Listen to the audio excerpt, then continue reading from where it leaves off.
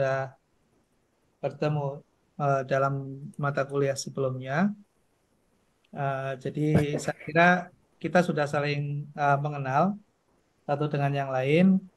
Kita akan manfaatkan perkuliahan kita ini seoptimal mungkin. Kalau tidak salah kita ada dua pengampu, ya dosen dua pengampu, ada dua dosen pengampu di mata kuliah manajemen keuangan lanjutan sama Bu Dr. Evalina yang nggak salah. Uh, Pertemuan minggu kedua mungkin akan dipandu oleh Bu Dr. Evalina. Kebetulan saya ada kegiatan di lapangan yang tidak bisa disambi gitu. Jadi mungkin akan diisi minggu depan oleh Bu Evalina. Nah, kita sudah siapkan materi untuk 12 kali pertemuan ya, 12 kali pertemuan. Eh, Nanti akan saya sharing di grup. Untuk pertemuan kita pada siang hari ini, sebagaimana yang sudah kita jadwalkan sebelumnya, ada 3 kali pertemuan untuk 3 topik yang kita akan bahas. Untuk pembahasan pertama ini, di awal kita akan sedikit overview ya, overview untuk materi keuangan yang sudah pernah kita sama-sama pelajari. Namun tentunya kita akan uh, advance ya untuk naikkan expand ke beberapa bagaimana applied ya di dalam ya bisnis dan sekaligus juga memberikan penguatan terhadap konsep dan teori dari keuangan, dari konsep keuangan ya, financial management. Oke, saya akan siapkan materinya.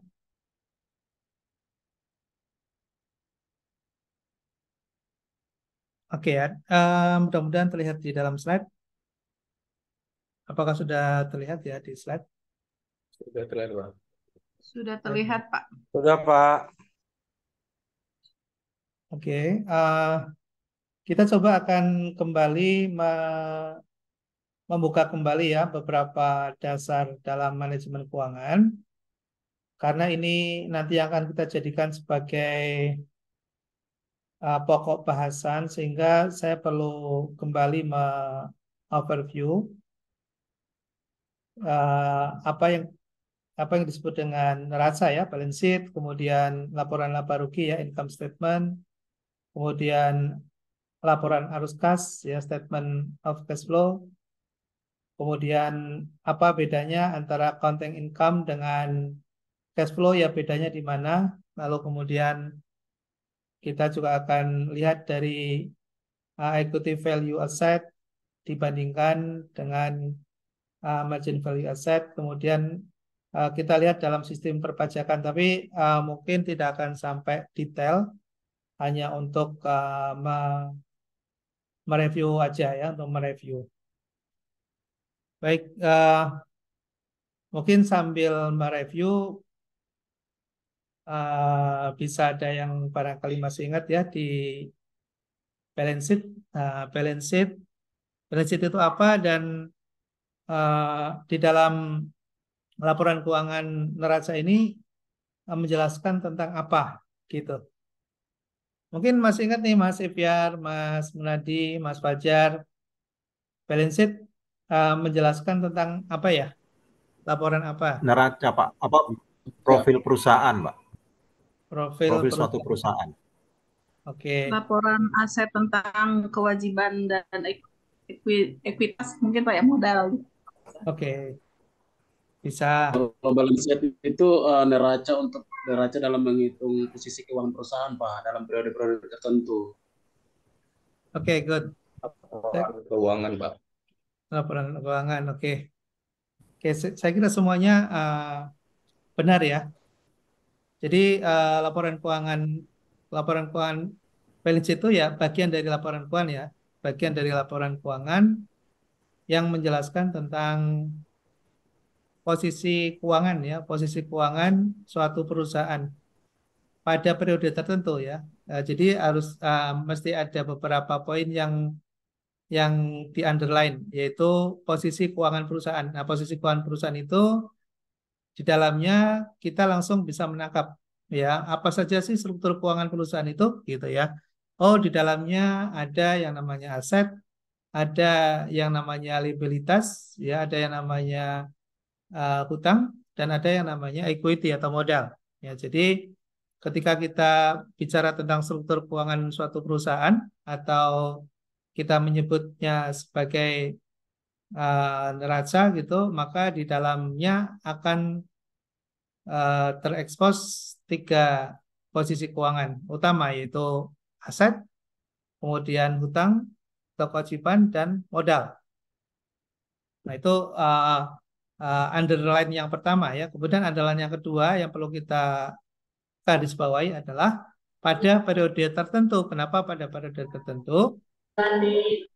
Karena kalau dari habis oke, eh, kayaknya saya perlu bantuan nanti kalau ada yang bocor suaranya, mohon bantu di mute ya.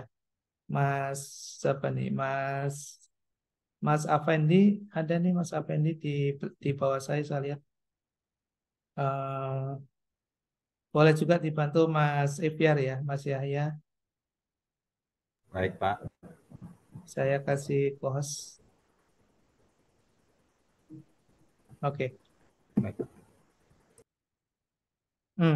Jadi sekali lagi sambil mereview, karena nanti Ya, kita Pak. akan membahas banyak tentang mengilustrasikan tentang perusahaan hanya dengan ilustrasi ya. Jadi karena kita online nih, jadi kita bisa membayangkan ketika kita bicara neraca itu langsung dalam apa namanya opini kita di dalam ilustrasi pemikiran kita langsung terbayangkan gitu ya. Ada sebelah kiri adalah aset, lalu sebelah kanan adalah liabilities sama modal gitu ya. Jadi kalau boleh saya munculkan di gambar, kelihatan nggak ya? Ini saya ada papan di belakang ini. Ini kalau saya coret, coba kelihatan nggak ya? Saya buat huruf T, kelihatan nggak ya dari layar slide yang terlihat di Kelihatan, Pak. Masih kelihatan. Kelihatan, Pak. masih kelihatan ya? Kelihatan, Pak. Kelihatan. Kelihatan, oke, makasih. Nah, ini kalau saya bagi dua begini ya, kalau bicara tentang rasa, ini penting karena nanti kita akan berilustrasi tanpa menulis ya. Jadi ketika bicara misalnya ini liabilities-nya berkurang misalnya, maka akan berkonsekuensi logis terhadap pengurangan aset gitu ya. Dengan asumsi modalnya tidak berubah ya gitu. Jadi ada asumsi-asumsi yang bisa cepat sekali untuk kita ilustrasikan ya dalam pemikiran kita. Tapi kita mungkin untuk memudahkan dari awal ini kita bisa kembali melihat neraca itu posisinya seperti apa. Jadi bagi dua, sebelah kiri ya, kalau sebelah kiri, kalau kita lihat sebelah kiri ini adalah aset ya, aset itu aktiva. Kemudian sebelah kanan ini ada pasiva ya. Ada pasiva. Lalu kemudian kita bisa bagi dua. Yang sebelah kiri itu ada aktiva lancar, ada aktiva tetap. Ya kalau kita jumlahkan namanya total aktiva atau total aset ya, total aset. Ini total aset. Nah, sebelah kanan, kalau sebelah kanan ini bagi dua memiliki fungsi yang berbeda. Kalau di sebelah kiri aset sama-sama aset, cuma ini aset lancar dan aset tetap gitu. Tapi kalau sebelah kanan yang paling atas itu adalah hutang. Nah, hutang dalam bahasa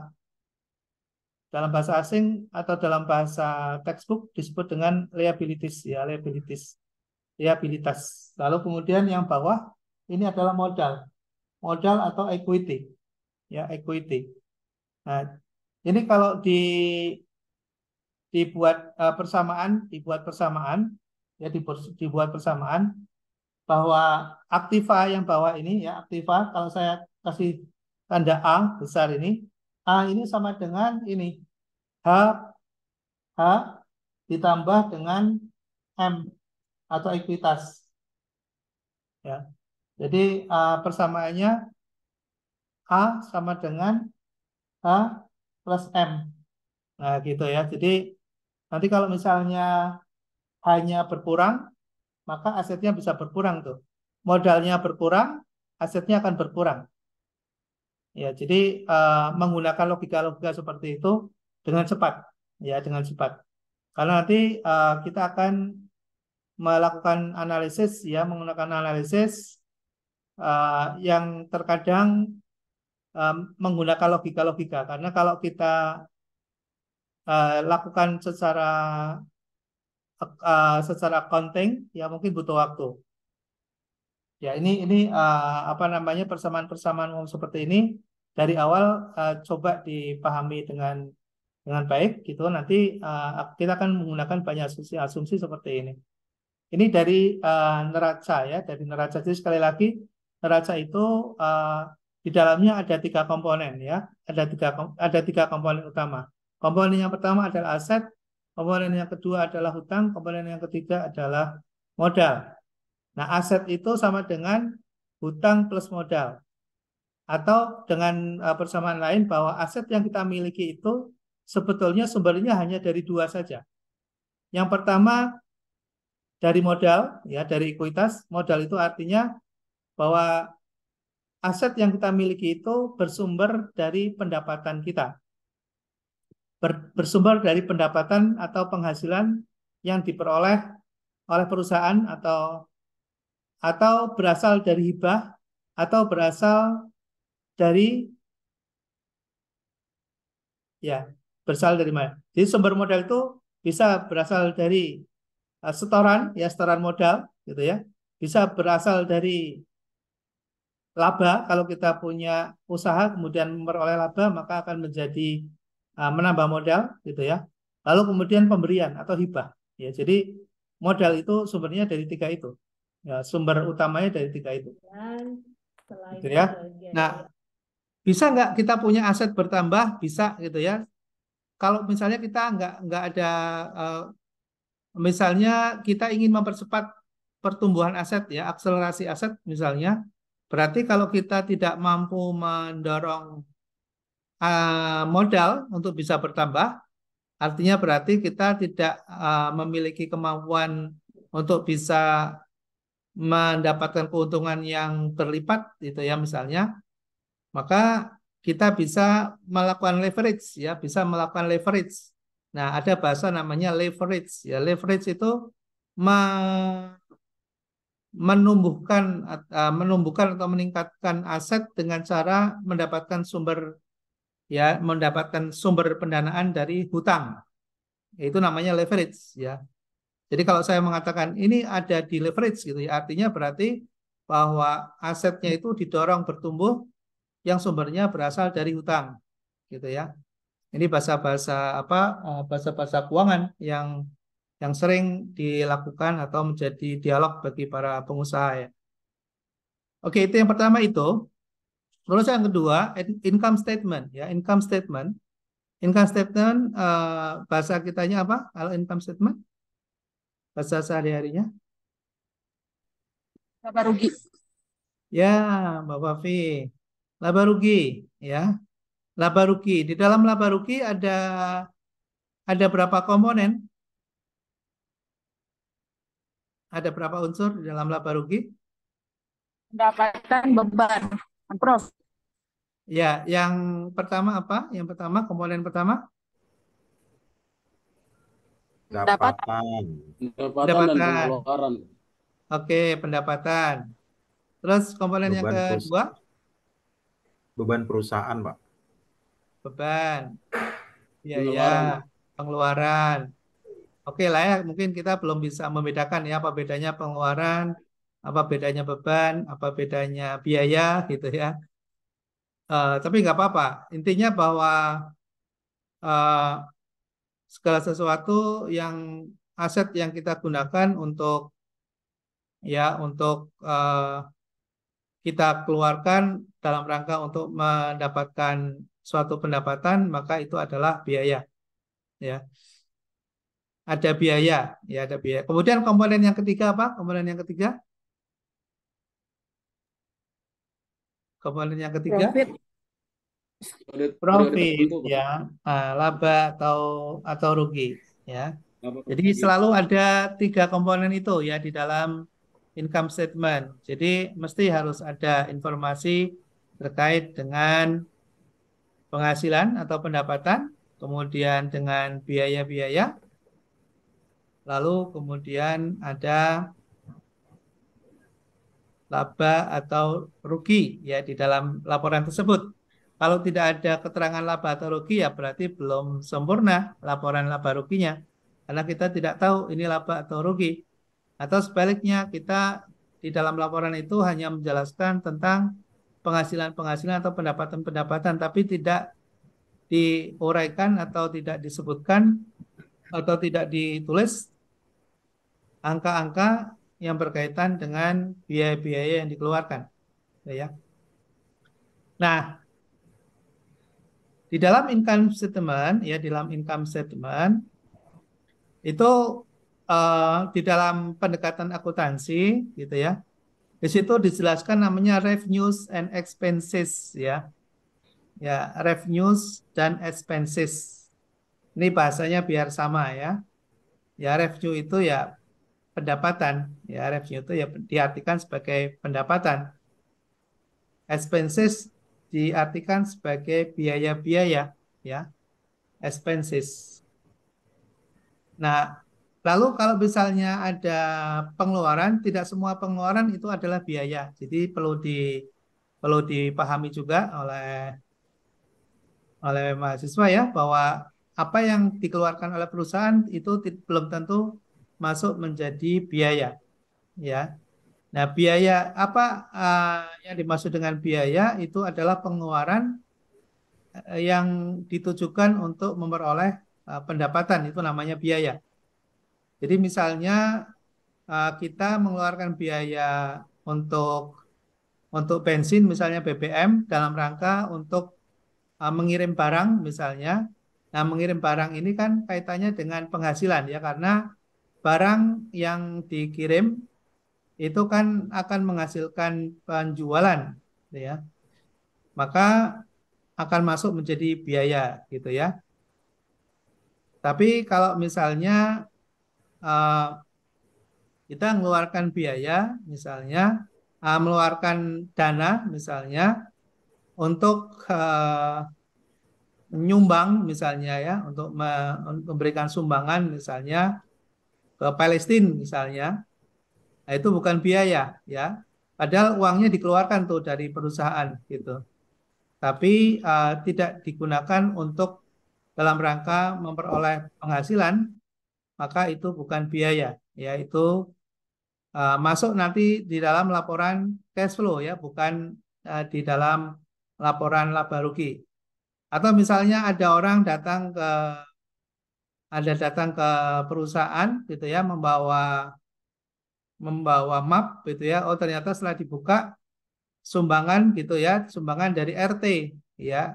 Dari RT di mana kita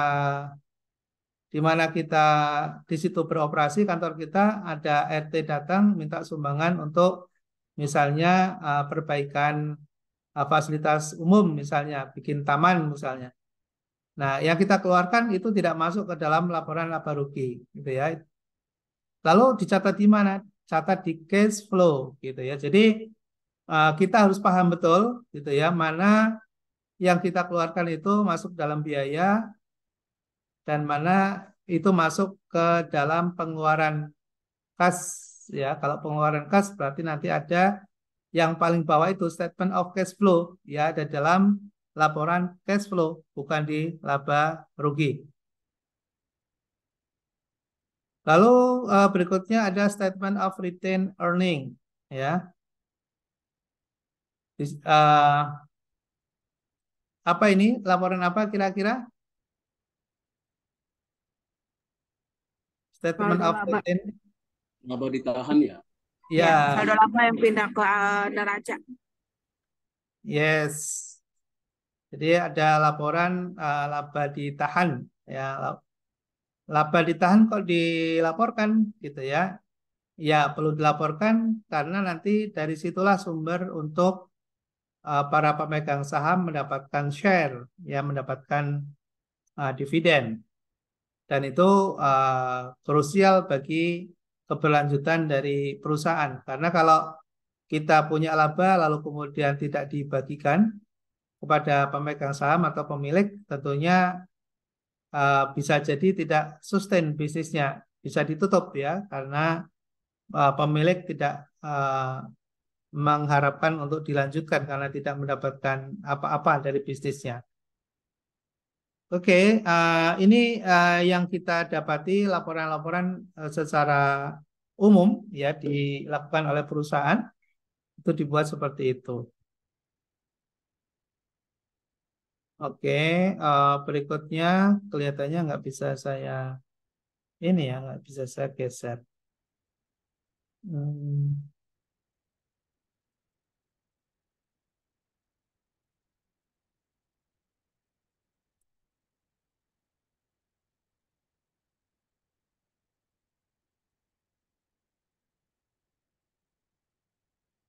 Ini gambarnya bergeser nggak ya di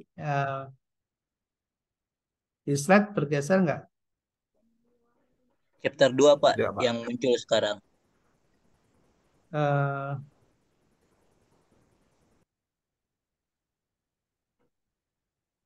Ini munculnya apa ini? The annual report. Oke, makasih. Berarti sudah bisa kegeser. Oke. Nah, sekarang kita coba dalami ya. Kita dalami. Jadi, balance sheet atau neraca, di dalam neraca ada aset ya. Di dalam neraca ada aset. Nah, aset-aset yang penting, yang sangat berpengaruh terhadap aktivitas perusahaan, disebut dengan aset-aset produktif. Ya, disebut dengan aset-aset produktif. Nah, aset-aset produktif itu apa? Di dalamnya ada cash, ya, ada account receivable (AR). Account receivable itu piutang. Karena di dalam piutang itu sebetulnya kan kita sudah melakukan eksekusi dan terjadi penjualan ya, sudah terjadi transaksi penjualan, namun kita belum mendapatkan cash dari hasil penjualan itu. Makanya di dalam neraca terbentuk account receivable. Lalu kemudian ada inventories, persediaan barang untuk dijual. Nah, itu aset-aset yang produktif. Ada aset lain, yes ada ya, ada peralatan, ada perlengkapan itu. Kita nggak munculkan di sini sebagai contoh. Nah, dari aset-aset produktif itu kalau kita jumlah disebut dengan current asset ya, disebut dengan current asset atau aktiva lancar.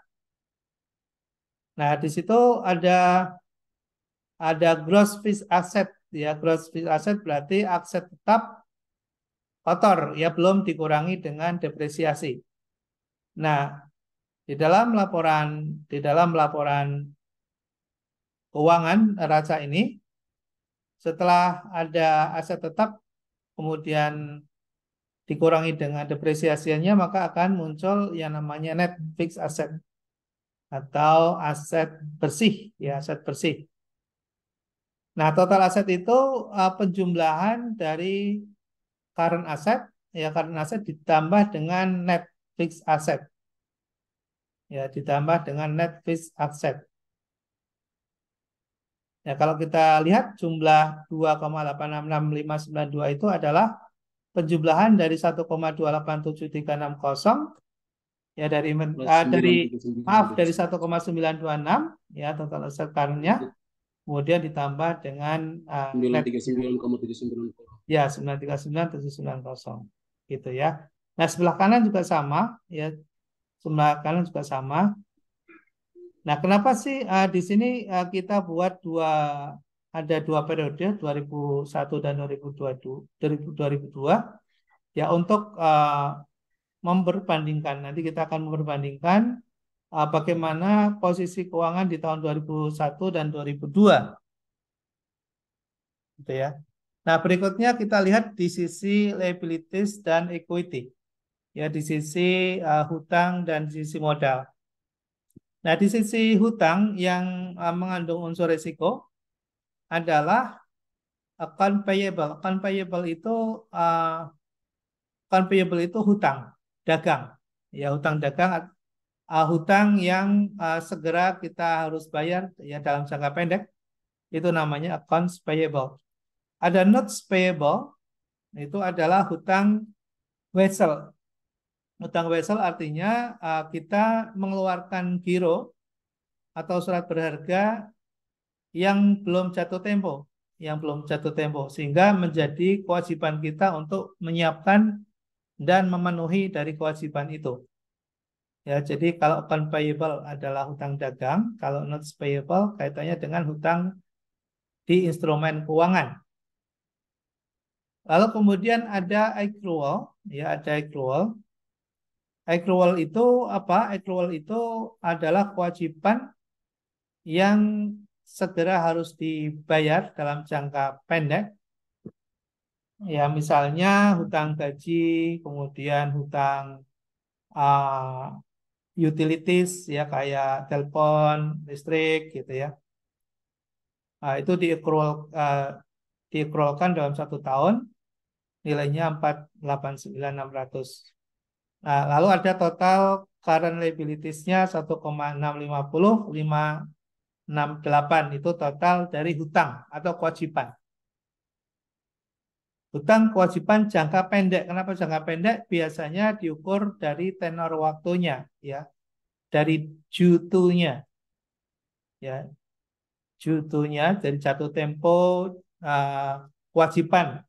Biasanya kurang dari 1 tahun, ya, kurang dari satu tahun. Itu dimasukkan ke dalam current liabilities. Lalu kemudian ada yang masuk ke long term debt. Long term debt itu kewajiban yang biasanya memiliki tenor waktu lebih dari 1 tahun. Atau juga ada perusahaan yang mengklasifikasikan lebih dari 2 tahun, baru disebut dengan long term. Tergantung dari skala bisnis ya. Bisnisnya semakin besar, maka tenor waktu juga akan berpengaruh ya terhadap kondisi keuangan perusahaan yang bersangkutan. Lalu kemudian ada common stock. Common stock. Nah, kalau sudah masuk ke common stock, berarti sudah masuk ke equity, ya, ke equity, saham, ya, saham, modal saham, ya, modal saham.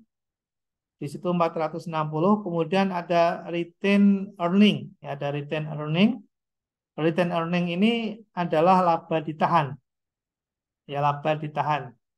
Nah, kalau kita lihat nilai laba ditahan di sini, ya, nilai itu sama dengan, ya, sama dengan income statement pada tahun periode yang bersangkutan. Ada nggak sih kita punya retain? Nah, ini kita punya net income-nya 100, ya, minus 160. Oke, kayaknya tidak nih, belum nyambung ke situ. Oke.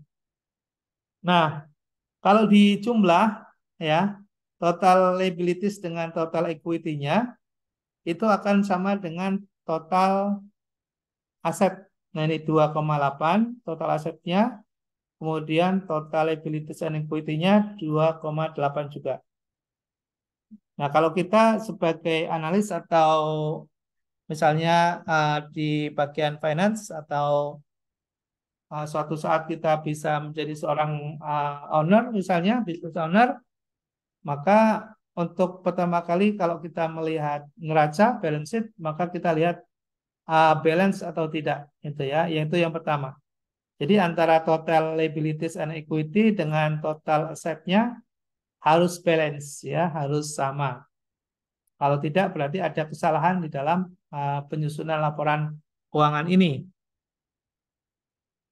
Nah, berikutnya adalah income statement, ya, income statement. Nah, income statement itu di dalamnya ada apa? Tadi kita sudah mengeksplor, ya. Itu ada 3 komponen utama, yaitu komponen penghasilan atau komponen pendapatan yang diperoleh dari berbagai sumber. Nah, salah satu sumber dari pendapatan adalah sales, ya. Ini sales, kemudian COGS, ya, cost of goods sales. Cost of goods sales itu adalah sama dengan bahasa kita apa? Ada yang tahu? COGS bahasa kita Putaran apa? penjualan ya dalam periode tertentu ya Pak. Ya, HPP ya. apa? HPP, harga pokok penjualan. Ya, good. HPP ya, harga pokok penjualan. Harga pokok penjualan artinya apa sih artinya? Harga pokok penjualan? Harga sebelum ada ini Pak, sebelum ada apa margin. Jadi yang dari produksinya. Oke, harga pokok penjualan itu Persediaan bersih. perolehan dari Harga barang perolehan Pak, yang ya, ya. dijual, ya, harga perolehan, ya. Jadi kalau misalnya di situ ada contoh salesnya 6 juta sekian gitu, itu harga perolehan itu bukan hanya harga beli ya, harga beli plus dengan biaya-biaya yang menyertainya. Jadi mungkin ada biaya pengiriman, ada biaya eh, ada misalnya biaya asuransi misalnya. Nah, biaya-biaya itu kita masukkan tuh di dalam COGS, dalam harga pokok gitu. Sehingga ketika nanti kita ingin tahu sebetulnya berapa sih kita punya laba gitu ya, punya laba kotor gitu, punya laba kotor sebelum pajak, kita akan bisa hitung total dari harga penjualan dikurangi nanti dengan uh, harga pokok pembelian. Nah, nanti kita akan bisa dapatkan apakah untung atau rugi gitu ya. Nah, di situ contoh EBITDA. EBITDA singkatan dari apa? Ada yang tahu? EBITDA, Earning apa? nih, Before B-nya, apa? before, Tax apa? kemudian I-nya, Before the EBITDA. Lupa. T-nya apa T-nya? Taxes, Pak. Ya, tax, Earning before interest, tax, dan depresiasinya. Depreciation. depreciation, ya, dan depresiasi. Termasuk Dan amortisasi, Pak, biasanya. ya, Oke. dan amortisasi. Ya, dan amortisasi. Jadi istilahnya adalah gross profit ya, laba kotor. Jadi laba kotor itu uh, total penjualan dikurangi dengan harga pokoknya. Itu laba kotor. Lalu baru kemudian dikurangi dengan depresiasi dan amortisasi. Ya, dikurangi dengan itu maka menjadi EBIT, earning before interest and tax. Jadi laba sebelum bunga dan pajak.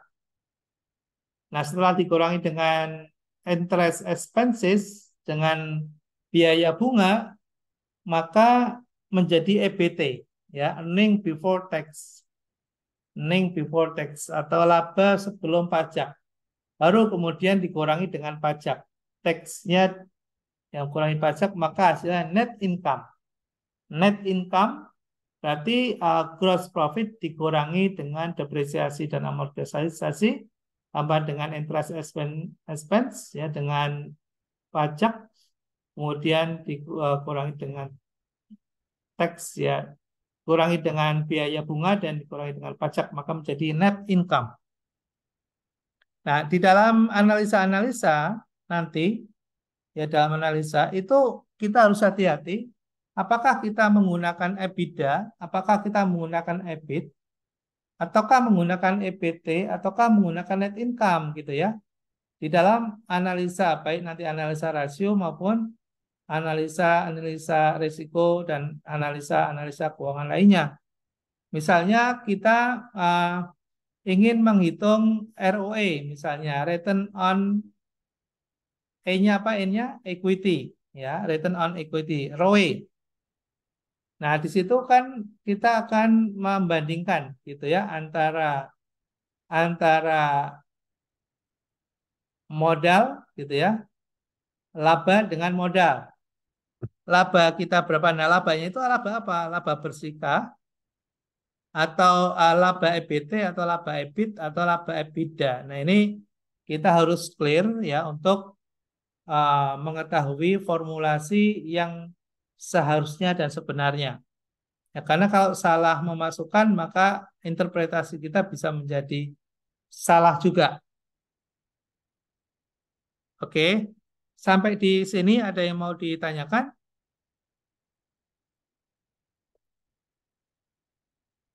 Sudah cukup? Baik, kalau sudah cukup kita lanjut lagi. Lalu data-data lain yang dibutuhkan apa di dalam analisa nanti? Kita perlu informasi mengenai berapa jumlah saham yang beredar. Ya, number of shares. Lalu kemudian earning per share, EPS, dan dividen per share. Ya, apakah dengan EPS laba per saham yang diberikan oleh perusahaan sebesar 1,6 itu sudah layak atau belum? Lalu dividen yang dibagikan sebesar 0,11 apakah sudah benar atau belum? Stock price dari harga saham saat ini 2,25 US dollar. Lalu kemudian lease payment, ya pembayaran untuk sewa-sewa sebesar 40.000 US dollar. Nah, itu data-data lain yang nanti dibutuhkan untuk melakukan analisis rasio keuangan. Lalu informasi yang lain adalah laba ditahan, ya, retained earning, laba ditahan pada tahun sebelumnya ditambah dengan net income, kemudian dikurangi dengan dividen. Nah, lalu kemudian muncul earning pada posisi terakhir ya di setiap akhir tahun. Oke, ini laporan laba ditahan ya, laporan laba ditahan seperti yang ada dalam slide. Jadi laba tahun sebelumnya ditambah dengan net income dikurangi dengan dividen yang dibayarkan, ya dividen yang dibayarkan berapa. Lalu kemudian kita akan menghitung berapa saldo laba ditahan.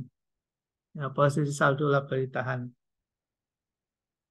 Oke, berikutnya adalah statement of cash flow. Laporan arus kas, ya, laporan arus kas. Laporan arus kas terdiri dari apa saja yang kita perlu catat dan kita perlu ingat di dalam laporan arus kas. Yang pertama kita jadikan sebagai acuan data adalah operating activities, kegiatan operasional, ya kegiatan operasional. Nah, di dalam kegiatan operasional perusahaan itu ada net income tadi ya di dalam apa income statement itu ada laporan net income. Net income-nya kebetulan 160.175 minus ya, jadi rugi sebesar 160.176. Nah, nanti kita akan bisa lihat apakah saldo kasnya juga minus atau surplus. Karena pertama kegiatan operasional masih rugi ya 160.000. Lalu kemudian ditambah dengan depresiasi kenapa tidak mengurangi tapi justru menambah? Ada yang tahu? Depresiasi kok menambah kas? Coba ada yang bisa menjelaskan. Depresiasi kok bisa menambah kas? Kenapa?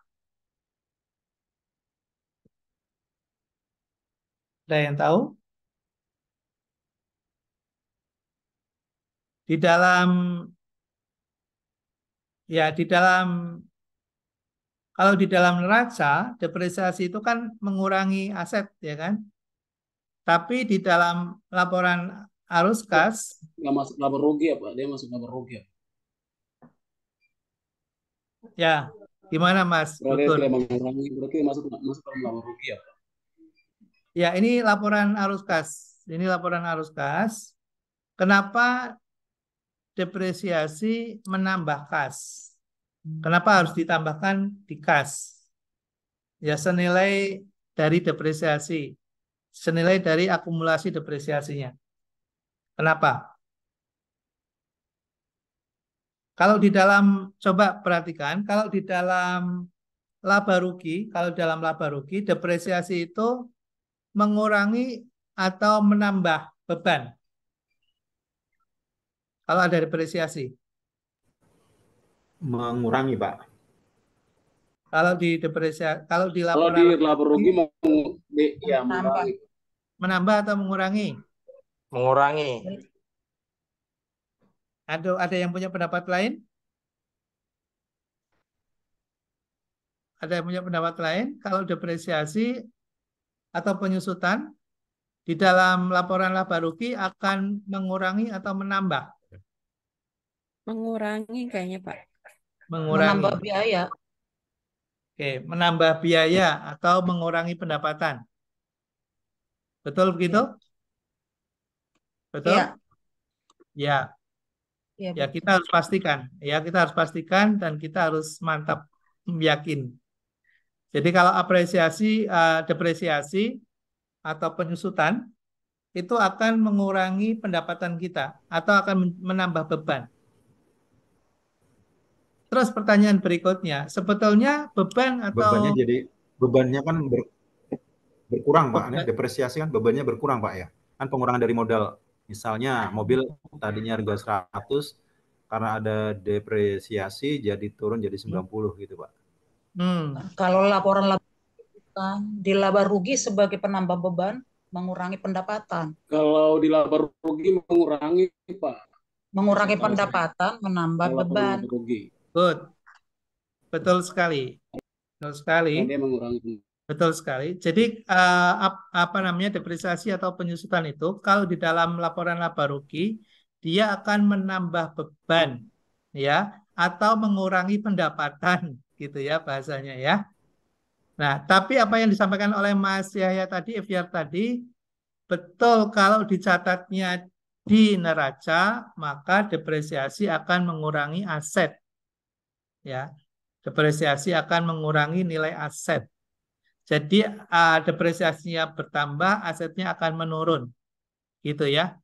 Nah, pertanyaannya ketika kita menambahkan beban di dalam laba rugi itu, uangnya itu sebetulnya kita keluarkan atau tidak?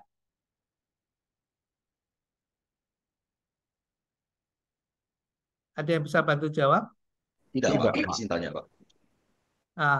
Tidak. Gimana Mas Rudi? Tidak, Pak. Itu cuma nilai aja. Sudah dibayarkan di depan, di awal. Jadi kalau dalam laba rugi, Pak, itu depresiasi itu kan dihitung sebagai beban penyusutan dari aset yang sudah kita beli. Sementara kalau dia karena cash flow itu kan pencatatannya kan arus kas, Pak. Itu kan sudah kita keluar untuk asetnya itu sendiri. Jadi seberapa besar penyusutan yang dihitung tetap harus tercatat di dalam cash flow sebagai penambahannya di situ. Oke. Karena biaya. Good. Nah, ini kita harus hati-hati. Itu, Pak, karena dia bukan biaya, dia beban, Pak. Seperti itu, Pak. Betul. Terima kasih. Betul. Ya, Mas Rudi. Ya, betul sekali. Jadi, kita harus hati-hati di sini. Kita jangan sampai dikelabui oleh admin kita. Ya, kalau kita sebagai pemilik perusahaan, kita mungkin melihat ya di dalam laba rugi, di situ ada beban penyusutan, gitu ya. Nah, nanti labanya kan jadi berkurang tuh sesuai dengan besarnya penyusutan yang kita catat di dalam laporan laba rugi itu gitu ya. Nah, kita harus perhatikan baik-baik di dalam cash flow ya. Di dalam cash flow harus dibalikkan uangnya karena di situ dicatat sebagai pengurang padahal uangnya tidak keluar gitu ya. Padahal uangnya tidak keluar. maka harus dikembalikan di dalam laporan cash flow. Nah, di dalam cash flow itu nanti akan menambah cash ya dari depresiasi tadi sebesar akumulasinya itu nanti akan dicatat di dalam laporan cash flow sebagai penambah cash ya. Jadi menambah jumlah kas. Nah, itu harus hati-hati nih kalau yang punya perusahaan gitu ya. Jangan dicatat di laba rugi tapi di cash flow-nya tidak dicatat. Ternyata uangnya disakuin gitu ya. dibawa pulang gitu ya sama bagian admin kita gitu. Nah, ini karena kita biasanya tidak semua perusahaan memiliki laporan arus kas yang benar gitu ya. Jadi asal saja dibuat dibuat ya mungkin ada buku kas gitu ya, tapi di situ ketika dibukukan ada penyusutan mengurangi laba kita, ya mengurangi nilai pendapatan kita, nah sebesar itu angka depresiasi tidak dimasukkan ke dalam cash flow. Harusnya masuk ke dalam cash flow sebagai surplus, ya nilai tambah atau memberikan sumber pendanaan bagi cash flow kita. Nah, makanya di sini disebutkan source of cash ya, source of cash ya, source of cash adalah salah satunya depreciation. Ya, depresiasi itu menambah ya, menambah. Kemudian increase in EP ya. EP ada yang tahu EP singkatannya? Panjangannya? Payable. Yes, account payable. Ya, account payable. Jadi kalau hutang kita bertambah, maka cash kita bertambah. Ya, jadi ini logikanya harus jalan gitu ya. Jangan sampai nanti ketika kita hutangnya bertambah kok cashnya berkurang gitu. Wah, itu ada sesuatu tuh ya. Ternyata pengelola utang ini utang itu gitu ternyata masuk ke sakunya sendiri gitu ya. Nah, tidak menambah cash kita tapi masuknya ke lain gitu ya, ke tempat lain. Nah, itu juga harus hati-hati gitu ya. Kemudian increase in accrual ya, increase in accrual.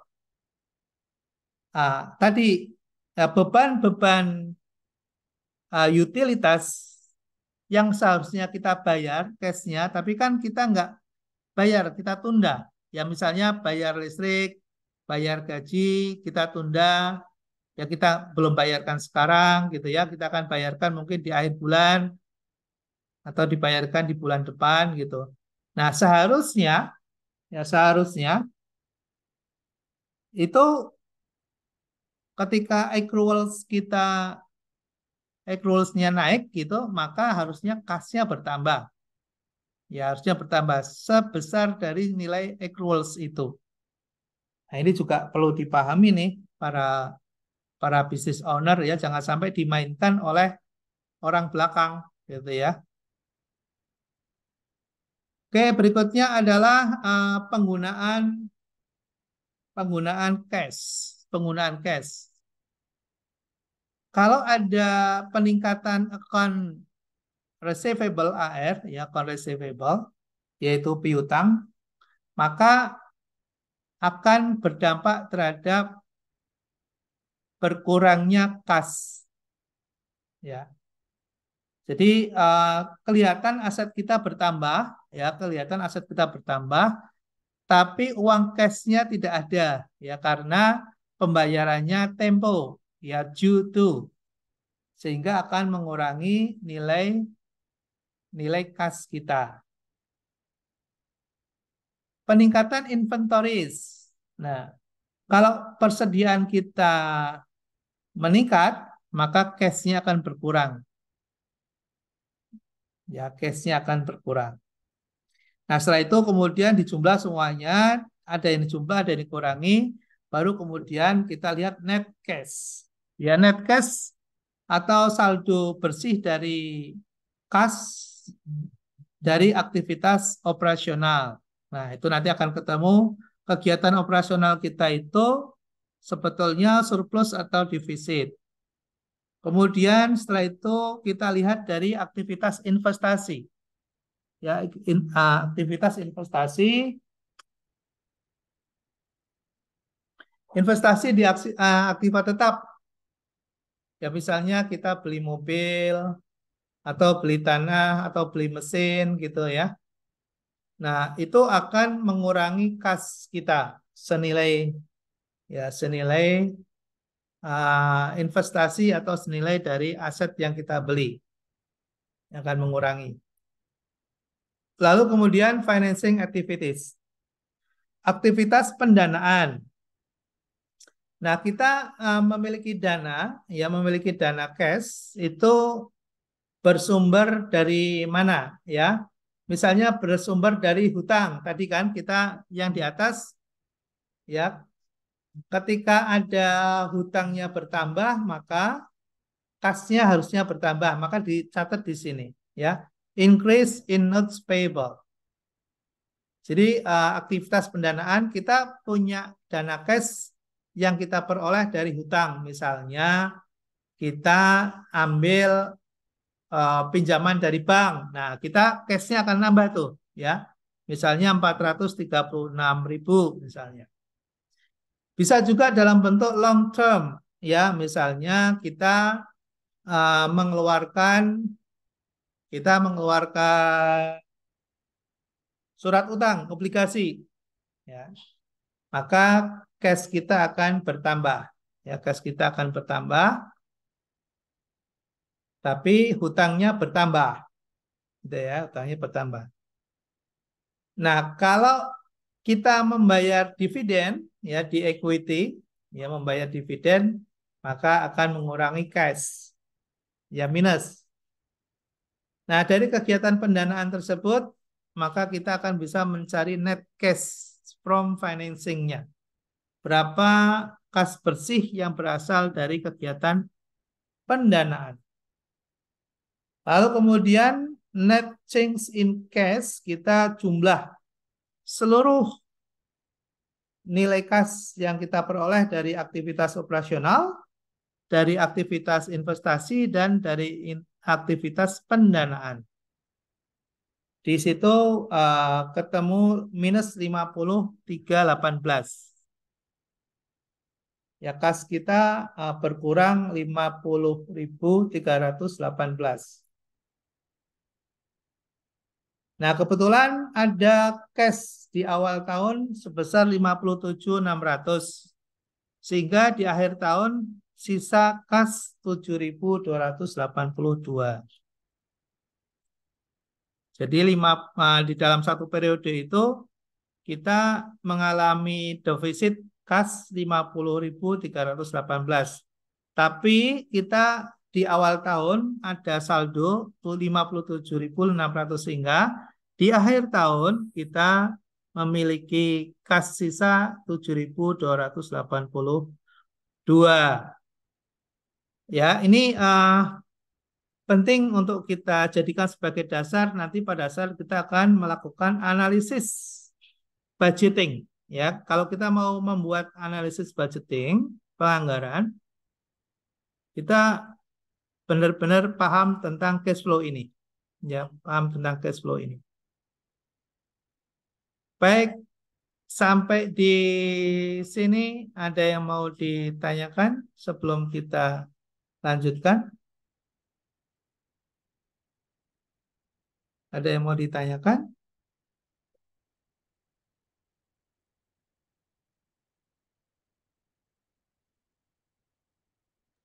Belum, Pak. Izin Pak Prof, Belum ada satu pertanyaan Pak. Ya, Mas Rudi, silakan. Ini Pak, yang tentang cash flow ya. Jadi setahu saya kan biasanya kalau cash flow itu, dia kan memang dia pencatatannya yang kita ngomong itu cash counting ya untuk laporan itu. Namun ada juga yang kita catat khusus untuk hanya di accruals accounting. Jadi dalam arti kata ada sebagian yang cash flow-nya itu mereka tercatat memang semua itu hanya keluar dan masuk kas. Namun untuk yang accruals-nya itu dia mempunyai pencatatan tersendiri yang tidak di dalam itu. Karena ada dua basis untuk pencatatan tentang flow ini, Pak. Jadi pertanyaan saya adalah, apakah kalau misalnya dengan cash flow pada umumnya kita untuk accruals-nya itu bisa langsung kita cantumkan di dalam source of cash-nya, Pak? Seperti itu, Pak. Terima kasih. Ya, terima kasih Mas Rudi. Memang pencatatan keuangan itu ada yang menggunakan cash basis, ada yang menggunakan accrual basis, gitu. Nah, kalau kita menggunakan cash basis betul-betul murni yang di situ ada uang mengalir, gitu ya. Kalau tidak ada uang mengalir maka tidak dicatat. Nah, itu menggunakan cash basis. Nah, kalau menggunakan accrual, nah kita harus menyesuaikan dengan berhati-hati dengan neraca, ya, berhati-hati dengan neraca. Jadi terutama untuk lembaga keuangan ya yang berbasis pada lembaga intermediari seperti bank gitu, itu menggunakan accrual.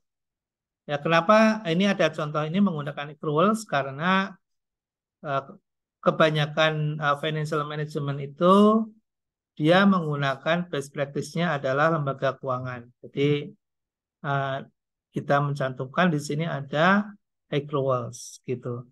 Tapi untuk perusahaan-perusahaan trading, untuk perusahaan-perusahaan yang berbasis pada di real sector itu biasanya menggunakan cash basis. Itu Mas Rudi. Terima kasih Pak Prof. Ya, sama-sama. Baik, kita close dulu karena ini untuk mengantarkan pada topik yang kedua tentang basic capital budgeting. Jadi nanti dasarnya dari cash flow ini, ya dasarnya dari pemahaman terhadap cash flow ini. Nanti kita akan gunakan untuk menganalisa penganggaran, ya. Menganalisa penganggaran. Oke ya, mungkin sedikit ini ada beberapa istilah yang perlu dipahami sedikit, saya buka dulu.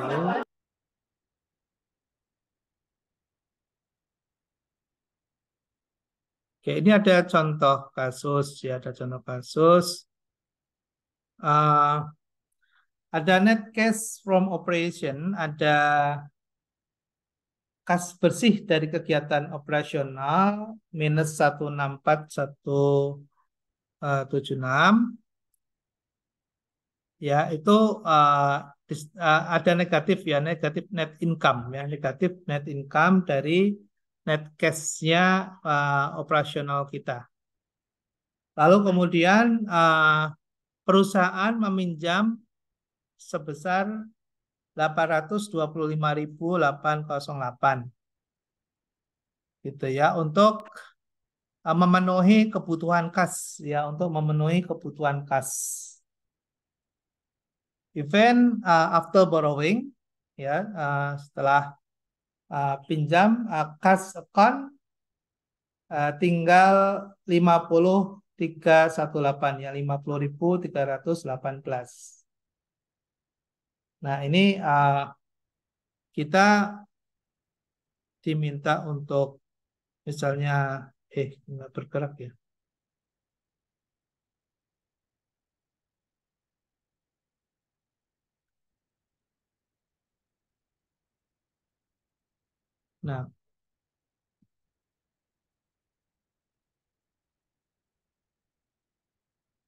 Nah ini apa namanya strategi-strategi yang bisa dilakukan gitu ya, strategi yang bisa dilakukan dengan menggunakan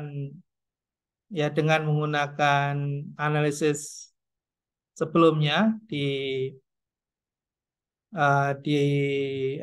income statement dan di cash flow. Ini ada pertanyaan ya, apakah dengan meningkatkan operating after tax ya, kita bisa memperoleh value ya, kita bisa memperoleh value yang lebih tinggi gitu ya, value yang lebih tinggi dengan menggunakan akselerasi leverage ya, dengan menggunakan akselerasi leverage. Apabila kita menggunakan dana pinjaman borrowed ya, borrowed ini kita pinjam 825.000 ini untuk memenuhi cash. Kalau kita analisis dengan menggunakan NOPAT, NOPAT itu net operating after taxes, yaitu nilai bersih dari kegiatan operasional setelah pajak. Jadi EBIT-nya itu kan 130.000 minus 130.978 ya, ini di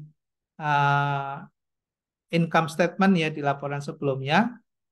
Kemudian pajaknya itu 0,4, jadi 1 minus 0,4 atau 0,6, sehingga NOPAT-nya minus 78.569. Jadi apabila kita menggunakan dana pinjaman, maka kita bisa meningkatkan pendapatan, ya bisa meningkatkan pendapatan sebesar 114.257. Nah, ini kalau kita pakai Excel akan lebih mudah ya, nanti kita buat simulasi saja. Karena ini biasanya yang sudah punya ilustrasi tadi yang saya sebutkan, ketika ada kenaikan pinjaman, kok pinjaman bisa meningkatkan leverage, itu gimana ceritanya, misalnya begitu ya. Oke ya, ini saya coba pakai simulasi angka. Atau pakai Excel saja, sebentar. Kita pakai Excel saja ya, biar kelihatan.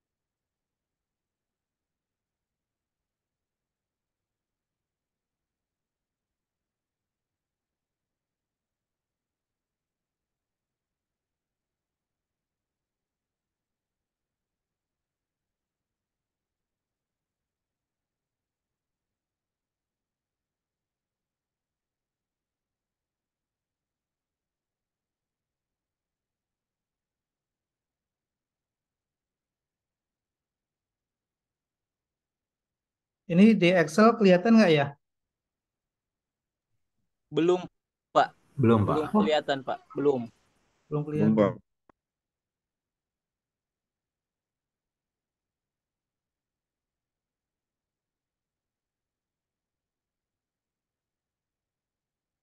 Iya, Pak, sudah Udah kelihatan. kelihatan, Pak. Kelihatan ya. Oke, ini saya jelaskan sedikit nih. Saya buat kotak biar Bisa bedakan sebelah sisi kanan sama sebelah sisi kiri.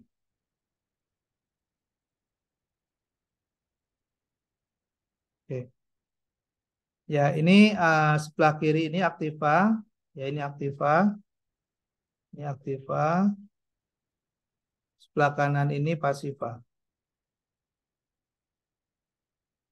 Ini ada perusahaan memiliki total asetnya 100. Ini ilustrasi ya. Nah, 100 itu berasal dari modal sendiri, modalnya 90 dan hutang 10. Ya, hutang 10. Lalu kita ingin menghitung ROE misalnya. ROE. ROE itu singkatan apa ROE? Ada yang tahu ROE? Return on equity. Return on equity. Oke, good. Return on equity rumusnya apa? Ada yang masih ingat? Laba per modal kali Pak ya? Laba dibagi dengan Equity. Laba bersih dibagi dengan Equity saham. Oke. Saya tulis laba pemegang saham. bersih dibagi dengan Ekuitas pemegang saham. ekuitas dibagi dengan modal. Oke, good. Nah, ini asumsi contoh sederhana ya. Ini laba. Laba itu maksudnya laba bersih ya. Laba yang siap dibagi ya. Laba bersih. Laba bersih. Laba bersih 20. Maka kita bisa menghitung ROE-nya ya, ROE-nya. ROE-nya berarti 20 dibagi dengan berapa? 90. 90, yes. Good. Nah, kita persentase berapa persen nih? Berapa persen tuh? 22%. ROE-nya 22% gitu ya. Artinya bahwa dari modal 100 ya, dari modal 90 itu kita mendapatkan 20 ya. Jadi 22%. Nah, sekarang kita ingin meningkatkan ROE ya, ingin meningkatkan ROE gitu ya. Dengan melakukan leverage ya, dengan melakukan leverage. Ya, dengan melakukan leverage. Nah, leverage itu apa? Tadi masih ingat leverage itu apa? Leverage? Kecepatan. Apa, Mbak? Leverage? Kecepatan, bukan. Ya, leverage itu meningkatkan laba dengan cara apa? Dengan menggunakan resources dari luar. Ya, menggunakan resources dari luar. Gitu. Tidak menggunakan modal sendiri, tapi dari luar. Nah, sekarang kita coba buat simulasi. Oke, Mas Ilham, bocor nih suaranya, Mas Ilham.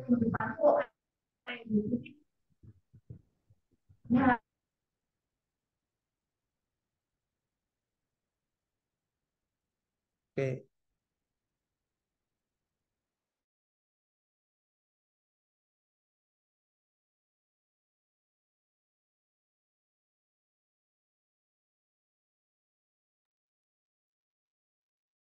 Oke.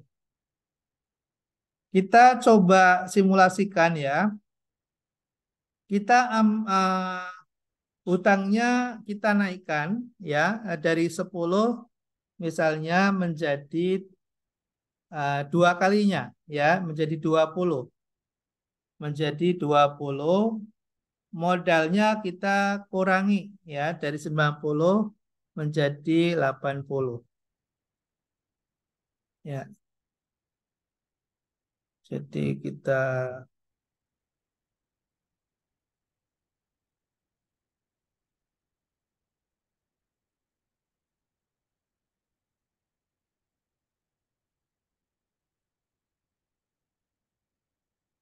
Oke. Aset kita masih sama, ya tidak merubah aset nih. Coba lihat, perhatikan baik-baik. Kita tidak merubah aset ya. Asetnya masih 100 ya. Masih 100. Ya, atau kita bandingkan di sebelahnya biar nanti bisa membandingkan ya. Saya taruh di sebelahnya ini. Yang sebelah ini tadinya utangnya 10, modalnya 90, gitu ya. Kemudian labanya 20 ya masih sama. Oke, kita bandingkan ya dengan perusahaan A dan perusahaan B ya. Perusahaan A ini, kemudian ada perusahaan B, ada perusahaan B, ada perusahaan B. Nah, perusahaan E ini dia hutangnya 10, ya, hutangnya 10. Atau misalnya, anggap saja yang ekstrim, misalnya dia tidak hutang lah, 0, ya, biar kita melihat perbandingannya gitu ya. 0 sehingga modalnya 100, ya, modalnya 100.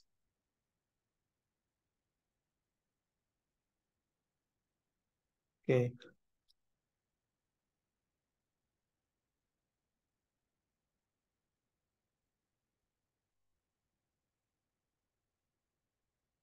Oke, seperti ini aja, seperti saya kembali ke awal.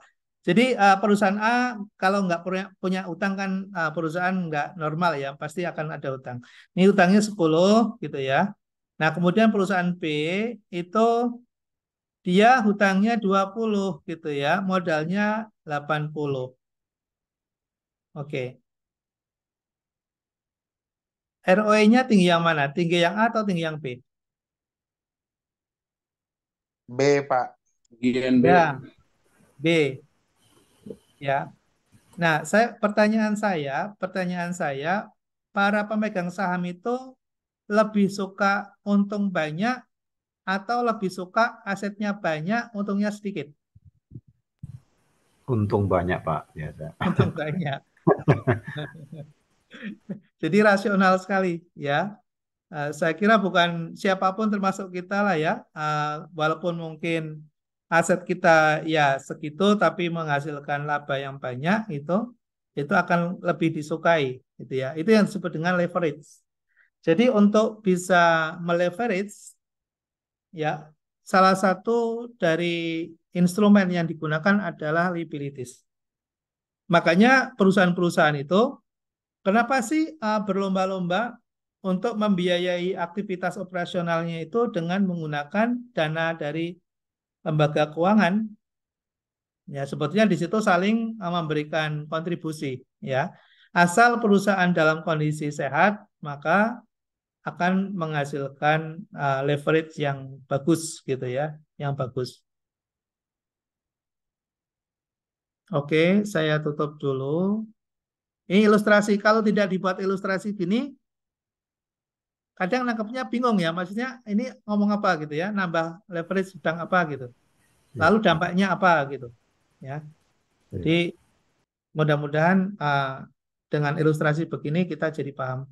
Jadi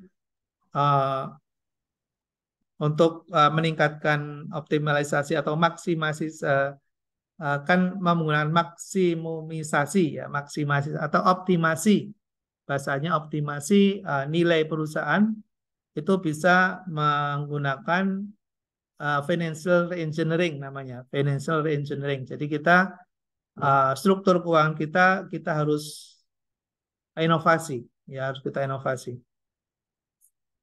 Oke, oke ya kita istirahat dulu barang 5 menit, 10 menit. Kalau ada yang Siap, mau Pak. minum, ini alisap, ini udah kering juga kayaknya yang pada alisap. Siap, Pak. Siap. Ya, Pak. Baik, Pak. Baik, Pak. Oke, silakan. Terima Baik. kasih. Terima kasih, Terima Pak. kasih, Pak. Terima kasih, Pak. Sama. Terima kasih, Pak. Terima kasih, Pak.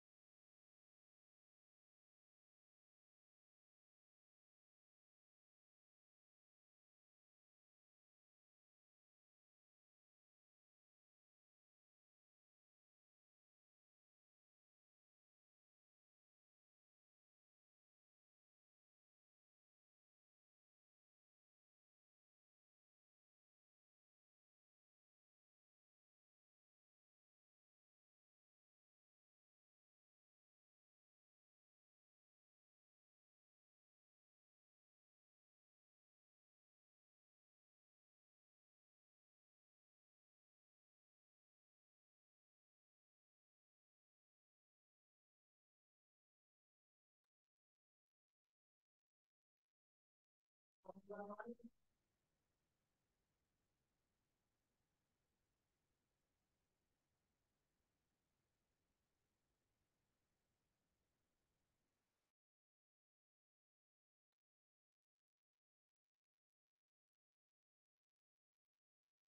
selamat sore. Assalamualaikum. Selamat sore Pak. Sore Pak. Waalaikumsalam. Selamat sore Waalaikumsalam Pak. warahmatullahi Waalaikumsalam. Ya, mohon maaf ya, kita istirahatnya cabut dulu. Kita balik lagi untuk eh, kembali fokus ke pembelajaran kita. Saya siapkan materinya.